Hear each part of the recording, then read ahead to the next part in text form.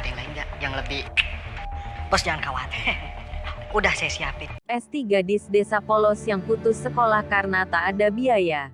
Dirinya bekerja sebagai kuli kebun membantu ibunya yang sakit-sakitan. Hari itu ibu Esti tiba-tiba jatuh pingsan dan langsung dilarikan ke rumah sakit. Setelah di rumah sakit Esti merasa sangat sedih sekali.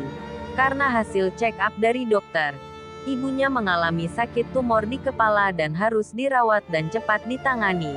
Sementara dirinya tak ada uang sedikit pun untuk biaya operasi ibunya. Yudi adalah kekasih Esti. Dirinya sudah lama merantau ke Jakarta. Ternyata kerjaan Yudi di Jakarta jadi agen para wanita malam. Tapi dirinya mengaku bekerja sebagai manajer di perusahaan ternama pada Esti si wanita polos ini. Esti yang sedang bimbang akhirnya mencoba menghubungi Yudi untuk mencari jalan keluarnya. Yudi yang mendengar itu merasa ada kesempatan untuk memanfaatkan kepolosan Esti demi keuntungan pribadinya sendiri. Keesokan harinya Yudi mendatangi Esti ke rumah sakit. Dirinya menjenguk ibu Esti bahkan membiayai operasi ibu Esti hingga sembuh. Terlihat di sana Yudi sangat polos, padahal dirinya lah predator kelamin yang sangat berbahaya. Setelah di rumah, Yudi meminta izin membawa Esti ke Jakarta. Yudi menjanjikan pekerjaan yang layak untuk Esti. Ibu Esti yang sudah terjebak dengan kebaikan palsu Yudi pun menyetujui dan Esti pun juga kepengen kerja, supaya bisa menabung untuk menyambung hidup yang lebih layak. Sewaktu siap-siap, tiba-tiba Yudi datang menghampiri Esti dan mencoba nyosor buat kenyot bibir Esti yang seksi. Tapi Esti menolak dan langsung menampar Yudi. Duh, Esti yang polos emang sulit dikuasai namun gampang dibohongi, ucap Yudi dalam hati. Kamu tunggu sampai kita nikah. Apa bedanya nanti dan sekarang? Setelah sedikit perdebatan, akhirnya Yudi dan Esti berangkat meninggalkan kampung halaman menuju Jakarta. Terlihat Esti sangat sedih ninggalin ibunya sendirian di rumah. Namun apa daya, demi menjadi kaya untuk ibunda, apapun dilakukannya. Sesampai di Jakarta, Yudi sudah menyediakan kamar untuk Esti. Esti yang kecapean pun langsung masuk dan berniat beristirahat. Tanpa ada keraguan pada Yudi si penjahat kelamin itu.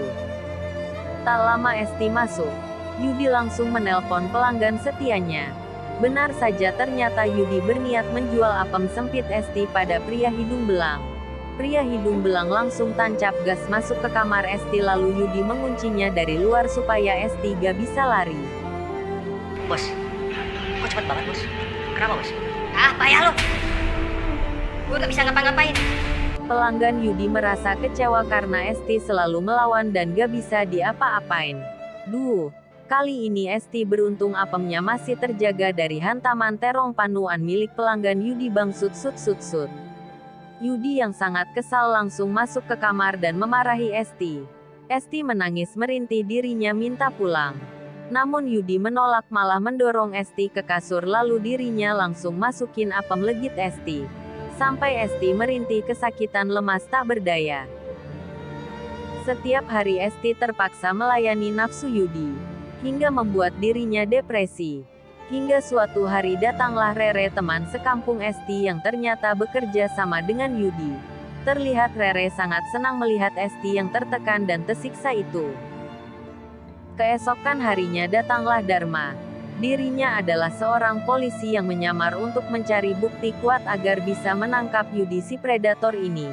Dharma pun memesan wanita pada Yudi. Lalu Yudi langsung membawa Dharma ke kamar Esti.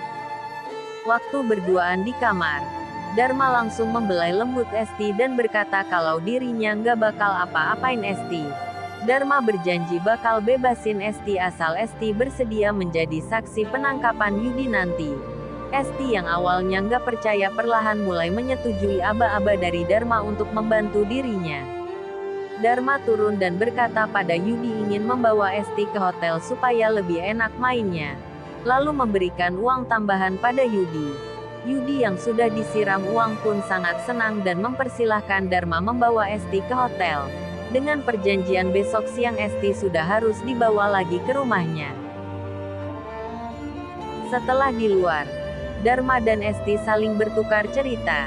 Esti sudah kuat untuk menjadi saksi penangkapan Yudi nanti.